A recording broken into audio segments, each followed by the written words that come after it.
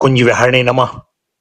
श्री स्वामी हरिदास विजयतेतराम, श्री युगल सरकार, सदगुरुदेव और आप सभी रसिक भक्त वृंदों के श्री चरणों में दास का साष्टांग दंडवत प्रणाम। आज श्रीमद् भागवत महापुराण के दशम स्कंद के अंतर्गत 8वां अध्याय नामकरण संस्कार और बाल लीला। श्री सुखदेव जी कहते हैं, परीक्षित, यदुवंशियों के कुल पुरोहित थे श्री गर्गाचार्य जी। वे बड़े तपस्वी थे। वसुदेव जी की प्रेरणा से वे एक दिन नंद बाबा के गोकुल में आए। उन्हें देखकर नंद बाबा को बड़ी प्रसन्नता हुई।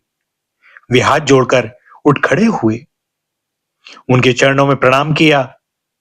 इसके बाद ये स्वयं भगवान ही हैं, इस भाव से उनकी पूजा की। जब गर्गाचार्य जी आराम से बैठ गए और विधि पूर्वक उनका आतिथ्य सत्कार हो गया, तब नंद बाबा ने बड़ी ही मधुर वाणी से उनका अभिनंदन किया और कहा, भगवान, आप तो स्वयं पूर्ण काम हैं, फिर मैं आपकी क्या सेवा करूं? आप जैसे महात्माओं का हमारे जैसे गृहस्थों के घर आ जाना ही हमारे परम कल्याण का कारण है। हम तो घरों में इतने उलझ रहे हैं और इन प्रपंचों में हमारा चित्त इतना दीन हो रहा है कि हम आपके आश्रम तक जा भी नहीं सकते। हमारे कल्याण के सिवा आपके आगमन का और कोई हेतु नहीं है। प्रभो, जो बात साधारणतः इंद्रियों की पहुंच के बाहर है अथवा भूत और भविष्य के गर्भ में निहित है, वह भी ज्योतिष शास्त्र के द्वारा प्रत्यक्ष जान ली जाती है। आपने उसी ज्योतिष शास्त्र की रचना की है। आप ब्रह्मवेत्ताओं में श्रेष्ठ हैं, इसलिए मेरे इन दोनों बालकों के नामकरण आदि संस्कार आप ही कर दीजिए, क्योंकि ब्राह्मण जन्म से ही मनुष्य मात्र का गुरु है। गर्गाचार्य जी ने कहा, नंद जी, मैं सब जगह यदुवंशियों के आचार्य के रूप में प्रसिद्ध हूं। यदि मैं तुम्हारे पुत्र के संस्कार करूंगा तो लोग समझेंगे कि यह तो देवकी का पुत्र है। कंस की बुद्धि बुरी है, वह पाप ही सोचा करती है। वसुदेव जी के साथ तुम्हारी बड़ी घनिष्ठ मित्रता है। जब से देवकी की कन्या से उसने यह बात सुनी है कि उसको मारने वाला और कहीं पैदा हो गया है, तब से वह यही सोचा करता है कि देवकी के 8वें गर्भ से कन्या का जन्म नहीं होना चाहिए। यदि मैं तुम्हारे पुत्र का संस्कार कर दूं और वह इस बालक को वसुदेव जी का लड़का समझकर मार डाले तो हमसे बड़ा अन्याय हो जाएगा। नंद बाबा ने कहा, आचार्य जी, आप चुपचाप इस एकांत गौशाला में केवल स्वस्ति वाचन करके इस बालक का द्विजाति समुचित नामकरण संस्कार मात्र कर दीजिए। औरों की कौन कहे, मेरे सगे संबंधी भी इस बात को ना जानने पावे। श्री सुखदेव जी कहते हैं, गर्गाचार्य जी तो संस्कार करना चाहते ही थे। जब नंद बाबा ने उनसे इस प्रकार प्रार्थना की, तब उन्होंने एकांत में छिपकर गुप्त रूप से दोनों बालकों का नामकरण संस्कार कर दिया। गर्गाचार्य जी ने कहा, यह रोहिणी का पुत्र है, इसलिए इसका नाम होगा रोहिणे। यह अपने सगे संबंधी और मित्रों को अपने गुणों से अत्यंत आनंदित करेगा, इसलिए इसका दूसरा नाम होगा राम। इसके बल की कोई सीमा नहीं है, अतः इसका एक नाम बल भी है। यह यादवों में और तुम लोगों में कोई भेदभाव नहीं रखेगा और लोगों में फूट पड़ने पर मेल करावेगा, इसलिए इसका एक नाम संकर्षण भी है। और यह जो सांवला सांवला है, यह प्रत्येक युग में शरीर ग्रहण करता है। पिछले युगों में इसने क्रमशः श्वेत, रक्त और पीत ये 3 विभिन्न रंग स्वीकार किए थे। अब कि यह कृष्ण वर्ण हुआ है, इसलिए इसका नाम कृष्ण होगा। नंद जी, यह तुम्हारा पुत्र पहले कभी वसुदेव जी के घर भी पैदा हुआ था, इसलिए इस रहस्य को जानने वाले लोग इसे श्रीमान वासुदेव भी कहते हैं। तुम्हारे पुत्र के और भी बहुत से नाम हैं तथा रूप भी अनेक हैं। इसके जितने गुण हैं और जितने कर्म, उन सब के अनुसार अलग अलग नाम पड़ जाते हैं। मैं तो उन नामों को जानता हूं, परंतु संसार के साधारण लोग नहीं जानते। यह तुम लोगों का परम कल्याण करेगा। समस्त गोप और गौओं को यह बहुत आनंदित करेगा। इसकी सहायता से तुम लोग बड़ी बड़ी विपत्तियों को बड़ी सुगमता से पार कर लोगे। ब्रजराज, पहले युग की बात है। एक बार पृथ्वी में कोई राजा नहीं रह गया था। डाकुओं ने चारों ओर लूट खसोट मचा रखी थी। तब तुम्हारे इसी पुत्र ने सज्जन पुरुषों की रक्षा की और इससे बल पाकर उन लोगों ने लुटेरों पर विजय प्राप्त की। जो मनुष्य तुम्हारे सांवरे सलोने शिशु से प्रेम करते हैं, वे बड़े भाग्यवान हैं।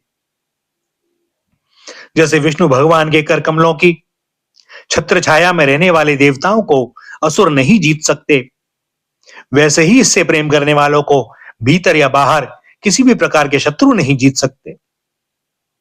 नंद जी, चाहे जिस दृष्टि से देखें, गुण में, संपत्ति और सौंदर्य में, कीर्ति और प्रभाव में, तुम्हारा यह बालक साक्षात भगवान नारायण के समान है। तुम बड़ी सावधानी और तत्परता से इसकी रक्षा करो।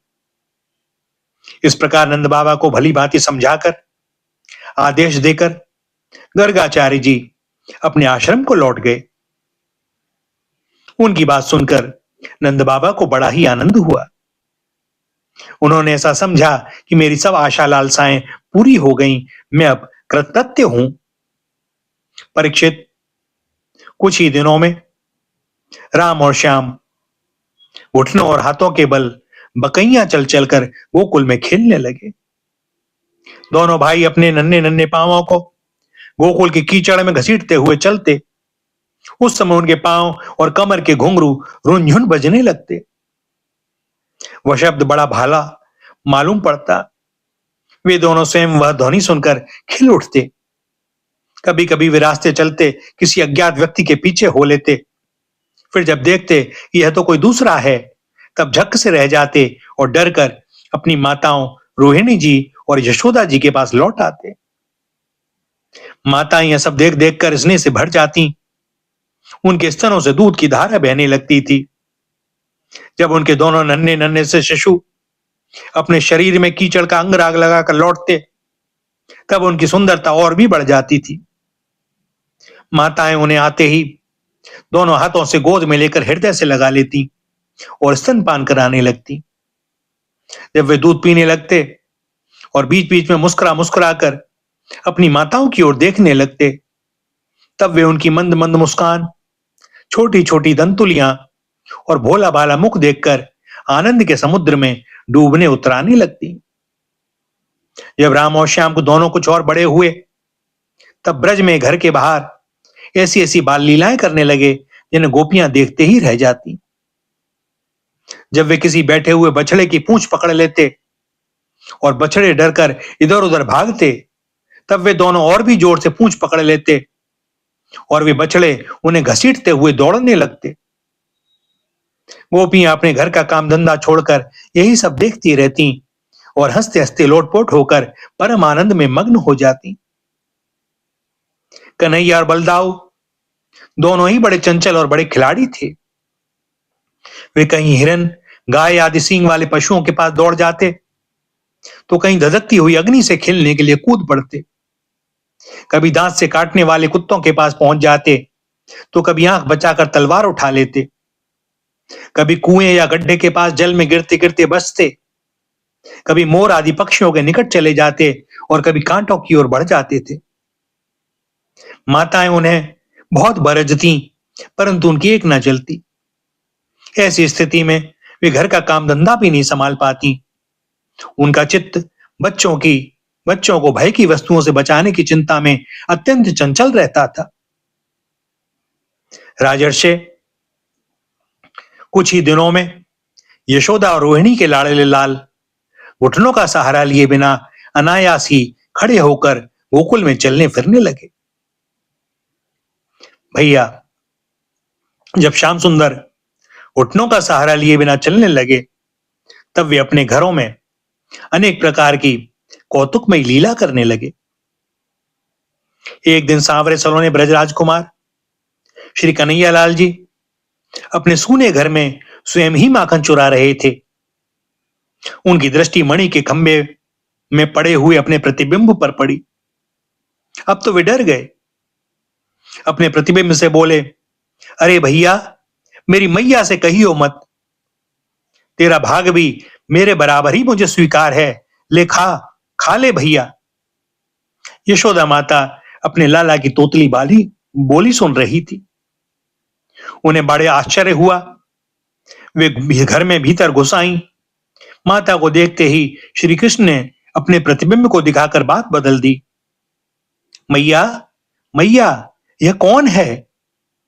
लोभवश तुम्हारा माखन चुराने के लिए आज घर में घुस आया है। मैं मना करता हूं तो यह मानता नहीं है, और मैं क्रोध करता हूं तो यह भी क्रोध करता है। मैया, तुम कुछ और मत सोचना, मेरे मन में माखन का तनिक भी लोभ नहीं है। अपने दुधमुहे शिशु की प्रतिभा देखकर मैया वात्सल्य स्नेह के आनंद में मग्न हो गई। एक दिन श्याम सुंदर माता के बाहर जाने पर घर में ही माखन चोरी कर रहे थे। इतने में ही देववश यशोदा जी लौट आईं और अपने लाडले लाल को न देखकर पुकारने लगी, कन्हैया, कन्हैया, अरे ओ मेरे बाप, कहां है? क्या कर रहा है? माता की यह बात सुनते ही माखन चोर श्री कृष्ण डर गए और माखन चोरी से अलग हो गए। फिर थोड़ी देर चुप रहकर यशोदा जी से बोले, मैया, री मैया, यह जो तुमने मेरे कंकड़ में पद्मराग जड़ा है, इसकी लपट से मेरा हाथ जल रहा था। इसी से मैंने इसे माखन के मटके में डालकर बुझाया था। माता यह मधुर मधुर कन्हैया की तोतली बोली सुनकर मुग्ध हो गई और आओ बेटा, ऐसा कहकर लाला को गोदी में उठा लिया और प्रेम से चूमने लगी। एक दिन माता ने माखन चोरी करने पर श्याम सुंदर को धमकाया, डांटा, फटकारा। बस दोनों नेत्रों से आंसुओं की झड़ी लग गई। कर कमल से आंखें मलने लगे, ओ ओ ओ करके रोने लगे। गला रुंध गया, मुंह से बोला नहीं जाता था। बस माता यशोदा का धैर्य टूट गया। अपने आंचल से अपने लाला कन्हैया का मुंह पोंछा और बड़े प्यार से गले लगाकर बोली, लाला, यह सब तुम्हारा ही है, यह चोरी नहीं है। एक दिन की बात, पूर्ण चंद्र की चांदनी से मणिमय आंगन धुल गया था। यशोदा मैया के साथ गोपियों की गोष्ठी जुड़ रही थी। वहीं खेलते खेलते कृष्णचंद्र की दृष्टि चंद्रमा पर पड़ी। उन्होंने पीछे से आकर यशोदा मैया का घूंघट उतार लिया और अपने कोमल करों से उनकी चोटी खोलकर खींचने लगे और बार बार पीठ थपथपाने लगे, मैं लूंगा, मैं लूंगा। तोतली बोली से इतना ही कहते। जब मैया की समझ में बात नहीं आई, तब उसने स्नेहार दृष्टि से पास बैठी ग्वालिनों की ओर देखा। अब वे विनय से प्यार से फुसलाकर श्री कृष्ण को अपने पास ले आईं और बोली, लालन, तुम क्या चाहते हो? दूध? श्री कृष्ण, ना। बढ़िया दही? ना। क्या खुरचन? ना। मलाई? ना। ताजा मक्खन? ना। ग्वालिनों ने कहा, बेटा, रूठो मत, रो मत, जो मांगोगे सो देंगी। श्री कृष्ण ने धीरे से कहा, घर की वस्तु नहीं चाहिए, और उंगली उठाकर चंद्रमा की ओर संकेत कर दिया। गोपियां बोली, ओ मेरे बाप, यह कोई माखन का लौंदा थोड़े ही है। हाय हाय, हम यह कैसे देंगी? यह तो प्यारा प्यारा हंस आकाश के सरोवर में तैर रहा है। श्री कृष्ण ने कहा, मैं भी तो खेलने के लिए इस हंस को ही मांग रहा हूं। शीघ्रता करो, पार जाने के पूर्व ही मुझे ला दो। अब वे और भी मचल गए। धरती पर पांव पीट पीट कर और हाथों से गला पकड़ पकड़ कर दो दो कहने लगे और पहले से भी अधिक रोने लगे। दूसरी गोपियों ने कहा, बेटा, राम राम, इन्होंने तुमको बहला दिया है। यह राजहंस नहीं है, यह तो आकाश में ही रहने वाला चंद्रमा है। श्री कृष्ण हट कर बैठे। मुझे तो यही दो, मेरे मन में इसके साथ खेलने की बड़ी लालसा है। अभी दो, अभी दो। जब बहुत रोने लगे तब यशोदा माता ने गोद में उठा लिया और प्यार करके बोली, मेरे प्राण, न यह राजहंस है और न तो चंद्रमा है यह माखन ही, परंतु तुमको देने योग्य नहीं है। देखो, इसमें वह काला काला विष लगा हुआ है। इससे बढ़िया होने पर भी इसे कोई नहीं खाता है। श्री कृष्ण ने कहा, मैया मैया, इसमें विष कैसे लग गया? और बात बदल गई। मैया ने गोद में लेकर मधुर मधुर स्वर से कथा सुनानी प्रारंभ की। मां और बेटे में प्रश्नोत्तर होने लगे। यशोदा, लाला, एक क्षीर सागर है। श्री कृष्ण, मैया वह कैसा है? बेटा, यह जो तुम दूध देख रहे हो, इसी का एक समुद्र है। तो मैया, कितनी गायों ने दूध दिया होगा जो समुद्र बना होगा? कन्हैया, वह गाय का दूध नहीं है। अरे मैया, तू मुझे बहला रही है। भला बिना गाय के दूध कैसे? वत्स, जिसने गायों में दूध बनाया है वह गाय के बिना भी दूध बना सकता है। मैया, वह कौन है? वह भगवान है, परंतु उनके पास कोई जा नहीं सकता। अच्छा, ठीक है, आगे कहो। यशोदा, एक बार देवता और दैत्यों में लड़ाई हुई। असुरों को मोहित करने के लिए भगवान ने क्षीर सागर को मथा। मंदराचल की रई बनी, वासुकी नाग की रस्सी। एक ओर देवता लगे, दूसरी ओर दानव। श्री कृष्ण, जैसे गोपियां दही मथती हैं, क्यों मैया? हाँ बेटा, उसी से कालकूट नाम का विष पैदा हुआ। मैया, विष तो सांपों में होता है, दूध में कैसे निकला? बेटा, जब शंकर भगवान ने वही विष पी लिया, तब उसकी जो फुइयां धरती पर गिर पड़ी, उन्हें पीकर सांप विषधर हो गए। सो बेटा, भगवान की ऐसी कोई लीला है जिसमें दूध में से विष निकला। अच्छा मैया, यह तो ठीक है। बेटा, फिर यशोदा मैया ने चंद्रमा की ओर संकेत किया। यह मक्खन भी उसी से निकला है, इसलिए थोड़ा सा विष इसमें भी लग गया। देखो देखो, इसी को लोग कलंक कहते हैं। सो मेरे प्राण, तुम घर का ही मक्खन खाओ। और कथा सुनते सुनते भगवान श्याम सुंदर की आंखों में नींद आ गई और मैया ने उन्हें पलंग पर सुला दिया। भैया, ऐसी ऐसी कितनी ही बाल लीलाएं। ये ब्रजवासियों के कन्हैया स्वयं भगवान हैं, परम सुंदर और परम मधुर। अब वे और बलराम अपनी ही उम्र के ग्वाल वालों को अपने साथ लेकर खेलने के लिए ब्रज में निकल पड़ते और ब्रज की भाग्यवती गोपियों को निहाल करते हुए तरह तरह के खेल खेलते। उनके बचपन की चंचलताएं बड़ी अनोखी होती थीं।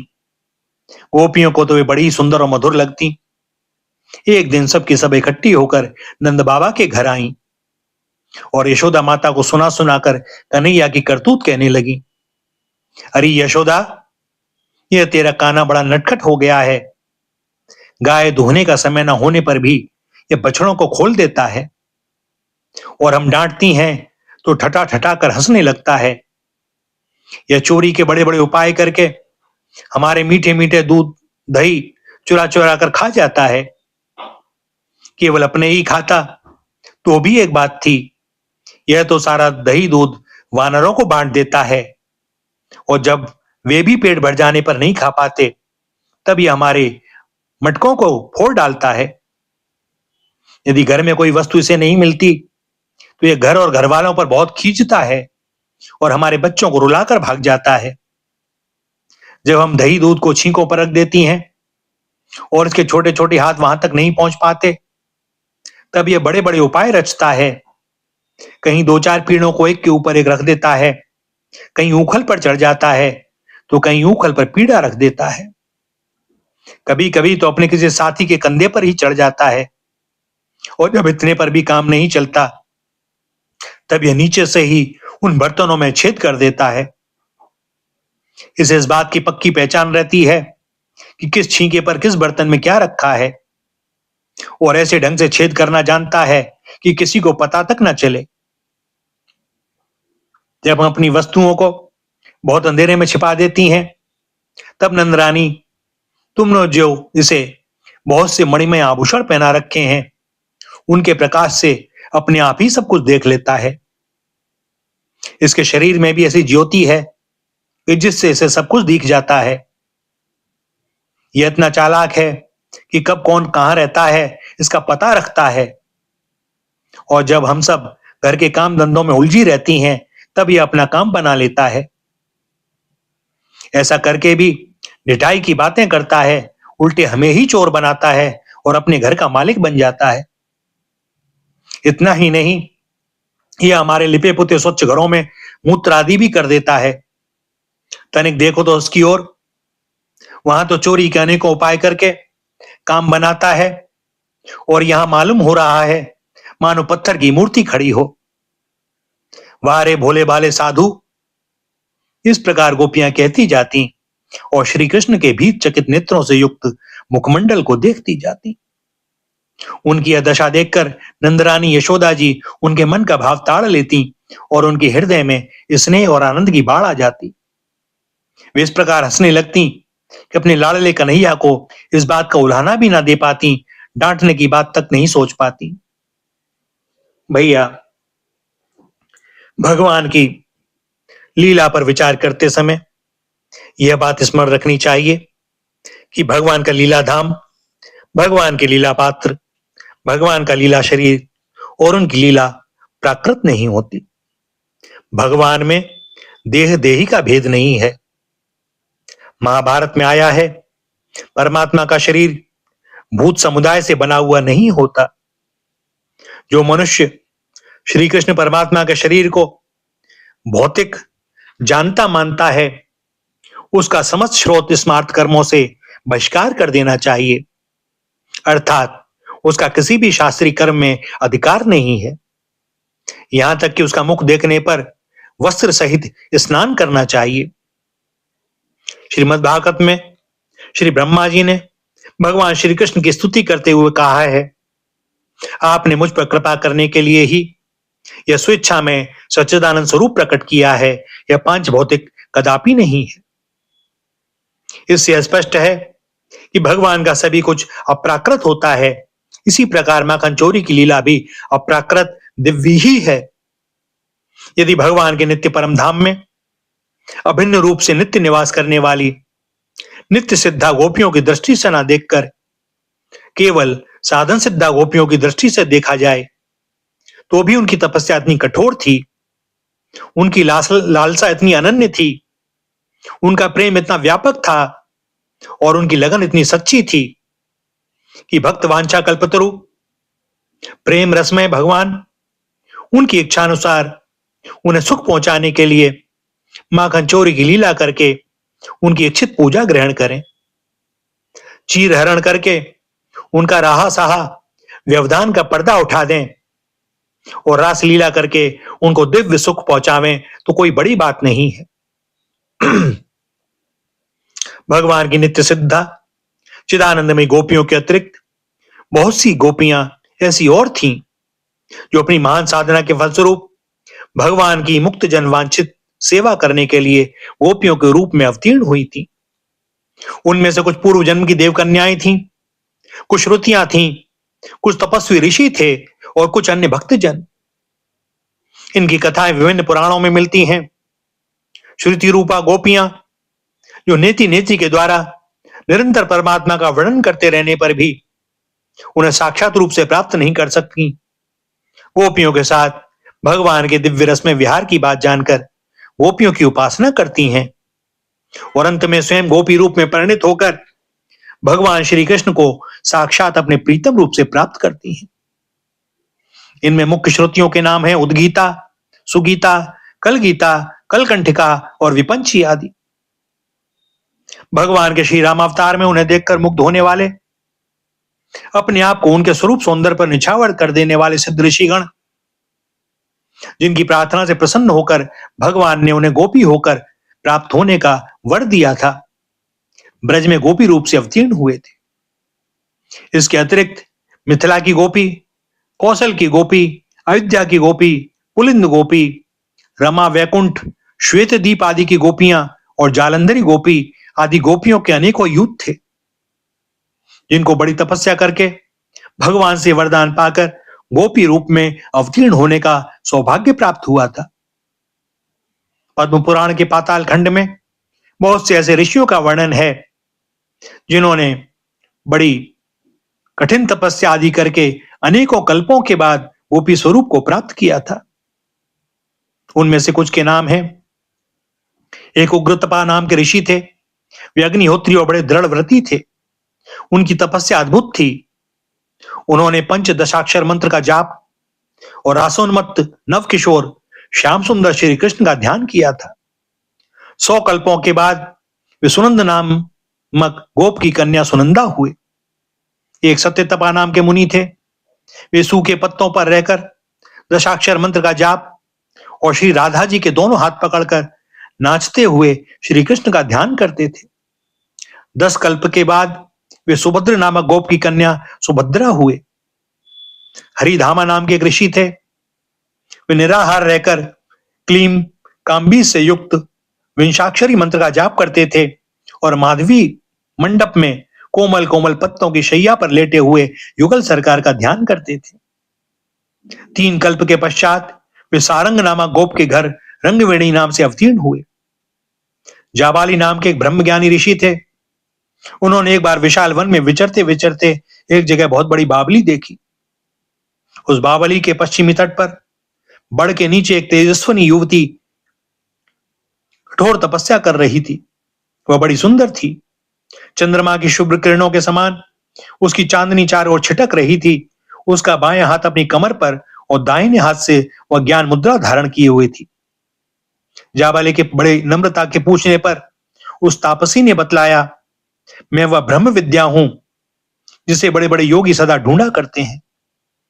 मैं श्री कृष्ण के चरण कमलों की प्राप्ति के लिए इस घोर वन में उन पुरुषोत्तम का ध्यान करती हुई दीर्घकाल से तपस्या कर रही हूं।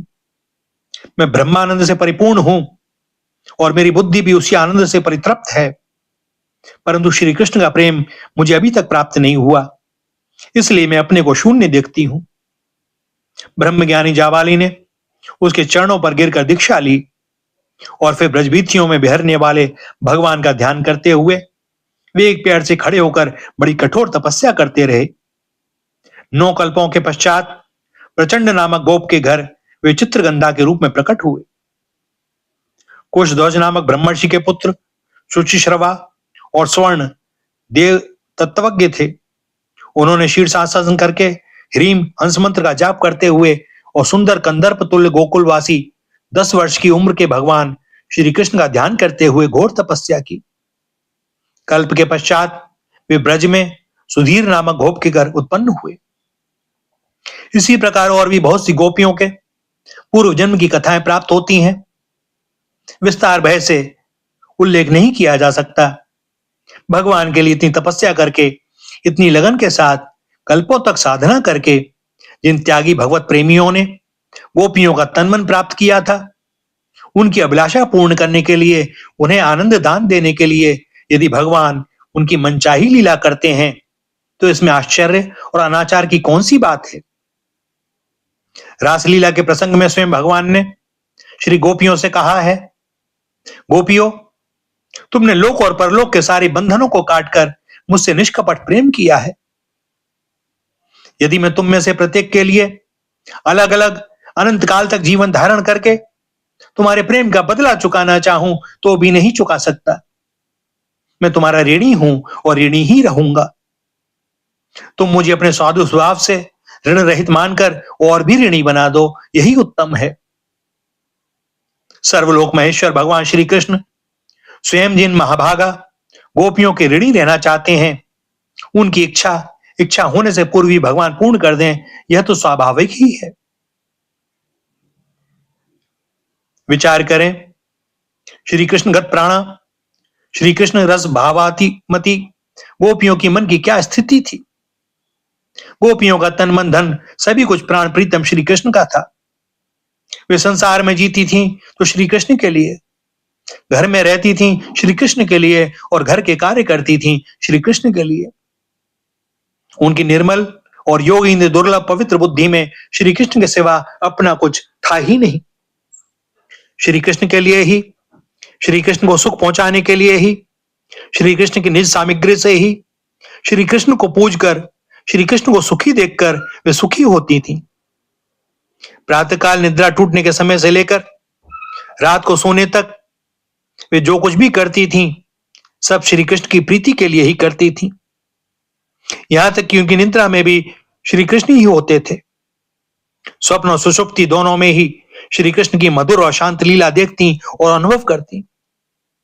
रात को दही जमाते समय श्याम सुंदर की माधुरी छवि का ध्यान करती हुई प्रेममयी प्रत्येक गोपी यह अभिलाषा करती थी कि मेरा दही सुंदर जमे। श्री कृष्ण के लिए उसे बिलोकर मैं बड़ी आशा और बहुत सा माखन निकालूं और उसे उतने ही ऊंचे छींके पर रखूं जितने पर श्री कृष्ण के हाथ आसानी से पहुंच सके। फिर मेरे प्राणधन श्री कृष्ण अपने सखाओं को साथ लेकर हंसते और क्रीड़ा करते हुए मेरे घर में पदार्पण करें, माखन लूटें और अपने सखाओं और बंदरों को लुटावें। आनंद में मत्त होकर मेरे आंगन में नाचें और मैं किसी कोने में छिपकर इस लीला को अपनी आंखों से देखकर अपने जीवन को सफल करूं और फिर अचानक ही उन्हें पकड़ के हृदय से लगा लूं। भैया सूरदास जी गाते हैं, मैयारी मोही माखन भावे, जो मेवा पकवान कहत तू मोही नहीं रुचि आवे। ब्रज जुवती एक पाछे ठाड़ी सुनत श्याम की बात, मन मन कहत कबू अपने घर देखो माखन खात। बैठे जाई मथनिया के ढिंग मैं तब रहो छपानी, सूरदास प्रभु अंतर जामी ग्वालिनी मन की जानी। एक दिन श्याम सुंदर कह रहे थे, मैया मुझे माखन भाता है, तू मेवा पकवान के लिए कहती है परंतु मुझे तो वे रुचते ही नहीं। वहीं पीछे खड़ी एक गोपी श्याम सुंदर की बात सुन रही थी। उसने मन ही मन कामना की, मैं कब इन्हें अपने घर माखन खाते देखूंगी। ये मथानी के पास जाकर बैठेंगे तब मैं छिप रहूंगी। प्रभु तो अंतर्यामी है। गोपी के मन की बात जान गए और उसके घर पहुंचे और उसके घर का माखन खाकर उसे सुख दिया। गए श्याम ती ग्वालिनी के घर। उसे इतना आनंद हुआ कि वह फूली न समाई। और सूरदास जी गाते हैं, फूली फिरत ग्वाली मन में हरी, पूछती सखी परस्पर बातें, पायो परयो कछु कहूं तेरी। पुलकित रोम रोम गदगद मुख, बानी कहत न आवे, ऐसो कहा आइसो सखीरी, हमको क्यों ना सुनावे। तन न्यारा जी एक हमारो, हम तुम एक है रूप, सूरदास कहे ग्वालिनी सकीनो सो, देखियो रूप अनूप। वह ग्वालिनी खुशी से छक्कर फूली फूली फिरने लगी। आनंद उसके हृदय में समा नहीं रहा। सहेलियों ने पूछा, अरे तुझे कहीं कुछ पड़ा धन मिल गया है क्या। यह सुनकर वह और भी प्रेम विव्वल हो गई। उसका रोम रोम खिल उठा, वह गदगद हो गई और मुख से उसके बोली नहीं निकलती। सखियों ने कहा, सखी ऐसी क्या बात है, हमें सुनाती क्यों नहीं। हमारे तो शरीर ही दो हैं, हमारा मन तो चित्त तो एक ही है, हम तुम दोनों एक ही रूप हैं, भला हमसे छिपाने की कौन सी बात। और तब उसके मुख से इतना ही निकला, मैंने आज अनूप रूप देखा। बस फिर उसकी वाणी रुक गई, प्रेम के आंसू बहने लगे। सभी गोपियों की यही दशा थी।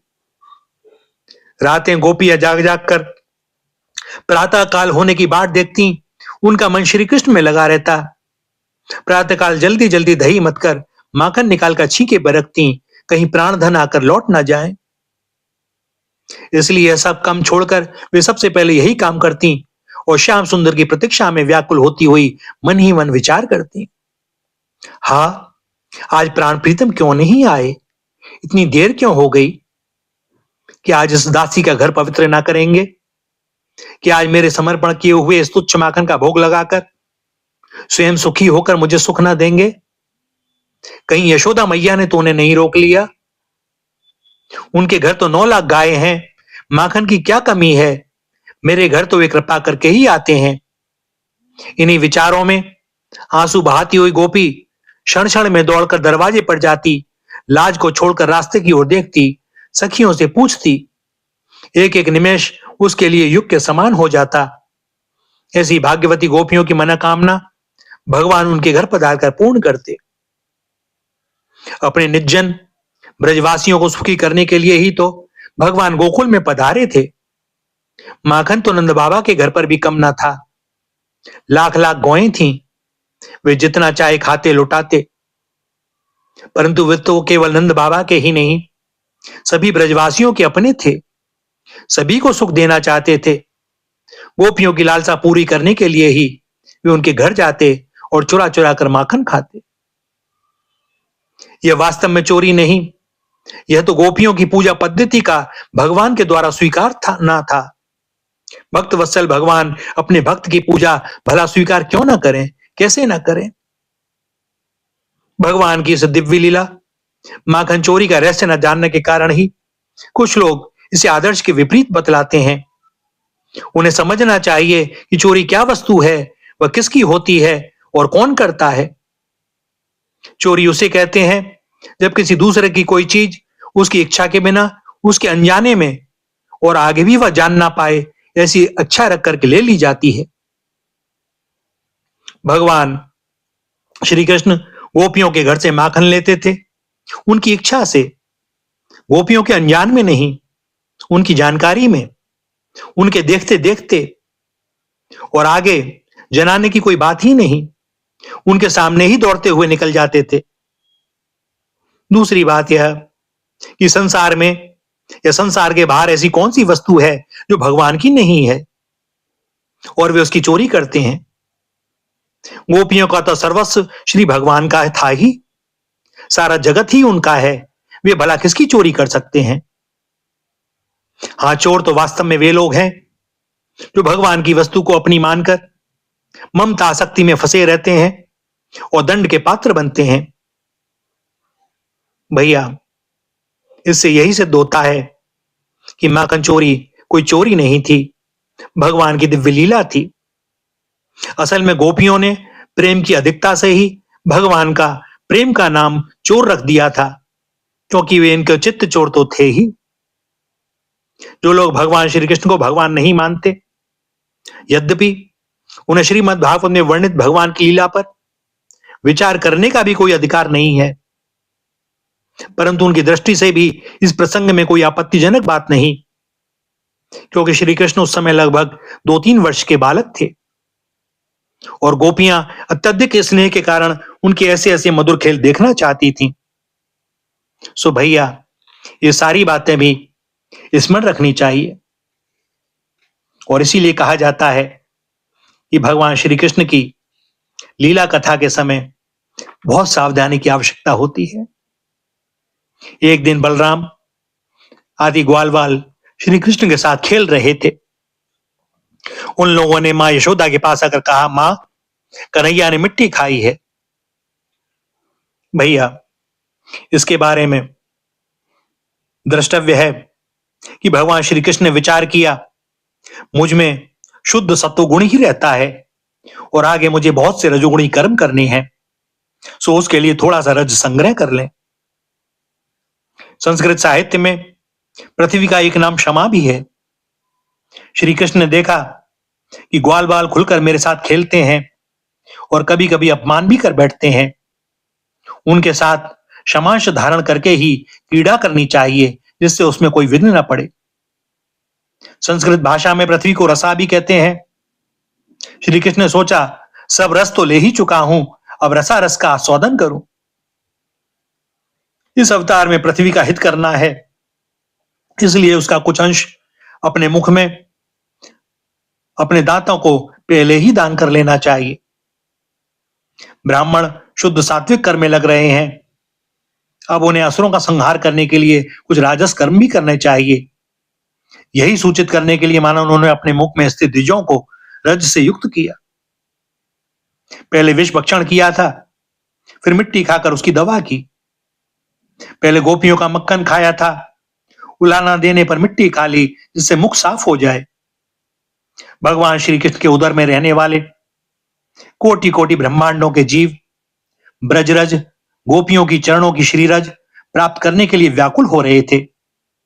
उनकी अभिलाषा पूर्ण करने के लिए ही मानो भगवान ने मिट्टी खाई। भगवान स्वयं ही अपने भक्तों की चरण रज मुख के द्वारा अपने हृदय में धारण करते हैं। सो भैया, भगवान के मिट्टी खाने के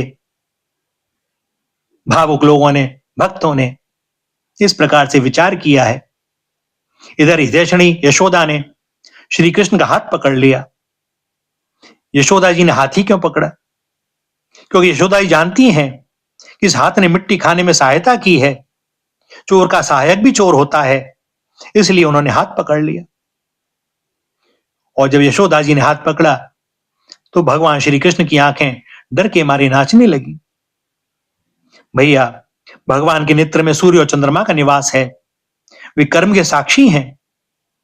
उन्होंने सोचा कि पता नहीं श्री कृष्ण मिट्टी खाना स्वीकार करेंगे कि मुकर जाएंगे। अब हमारा कर्तव्य क्या है? इसी भाव को सूचित करते हुए उनके दोनों नेत्र चकराने लगे। यशोदा मैया ने डांट कर कहा, क्यों रे नटखट, तू बहुत ढीठ हो गया है। तूने अकेले में छिपकर मिट्टी क्यों खाई? देख तो तेरे दल के तेरे सखा क्या कह रहे हैं। तेरे बड़े भैया बलदाऊ भी तो उन्हीं की ओर से गवाही दे रहे हैं। भगवान श्री कृष्ण ने कहा, मां, मैंने मिट्टी नहीं खाई। ये सब झूठ बोल रहे हैं। यदि तुम इन्हीं की बात सच मानती हो तो मेरा मुंह तुम्हारे सामने ही है, तुम अपनी आंखों से देख लो। यशोदा जी ने कहा, अच्छी बात है, यदि ऐसा है तो मुंह खोल। और माता के ऐसा कहने पर भगवान श्री कृष्ण ने अपना मुख खोल दिया। भैया, भगवान सोचते हैं कि मिट्टी खाने के संबंध में ये मुझ अकेले का ही नाम ले रहे हैं। मैंने खाई तो सबने खाई। देख लो मेरे मुख में संपूर्ण विश्व। श्री कृष्ण विचार करते हैं कि उस दिन मेरे मुख में विश्व को देखकर माता ने अपने नेत्र बंद कर लिए थे। आज भी जब मैं अपना मुख खोलूंगा तो यह अपने नेत्र बंद कर लेगी। इस विचार से उन्होंने मुख खोल दिया। परीक्षित, भगवान श्री कृष्ण का ऐश्वर्य अनंत है। वे केवल लीला के लिए ही मनुष्य के बालक बने हुए हैं। यशोदा जी ने देखा कि उनके मुख में चर अचर संपूर्ण जगत विद्यमान है। आकाश, दिशाएं, पहाड़, द्वीप और समुद्रों के सहित सारी पृथ्वी, बहने वाली वायु, वैद्युत, अग्नि, चंद्रमा और तारों के साथ संपूर्ण ज्योतिर्मंडल, जल, तेज, पवन, वियत, वैकारिक, अहंकार के कार्य देवता, मन, इंद्रिय, पंच तन्मात्राएं और तीनों गुण श्री कृष्ण के मुख में दिखाई पड़े। परीक्षित, जीव, काल, स्वभाव, कर्म, उनकी वासना और शरीर आदि के द्वारा विभिन्न रूपों में दिखाई देने वाला यह सारा विचित्र संसार, संपूर्ण ब्रज और अपने आप को भी यशोदा जी ने श्री कृष्ण के नन्हे से खुले हुए मुख में देखा। वे बड़ी शंका में पड़ गईं।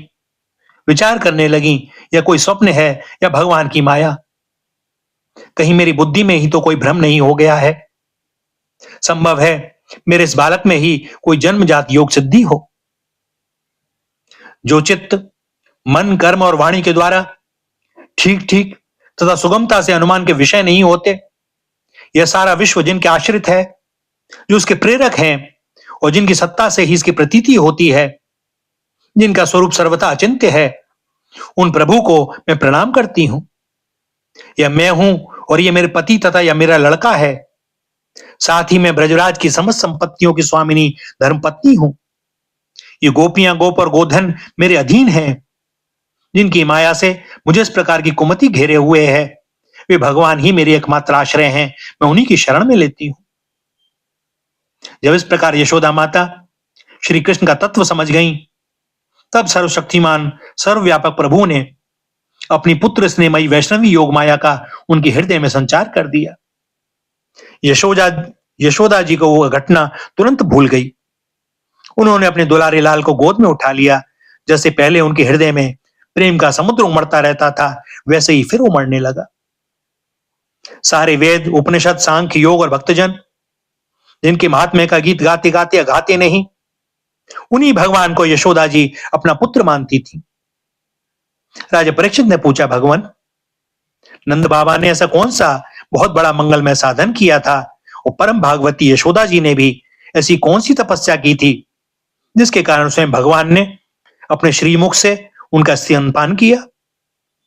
भगवान श्री कृष्ण की वे बाल लीलाएं जो अपने ऐश्वर्य और महत्ता आदि को छिपाकर ग्वाल बालों में करते हैं, इतनी पवित्र हैं कि उनका श्रवण कीर्तन करने वाले लोगों के भी सारे पाप ताप शांत हो जाते हैं।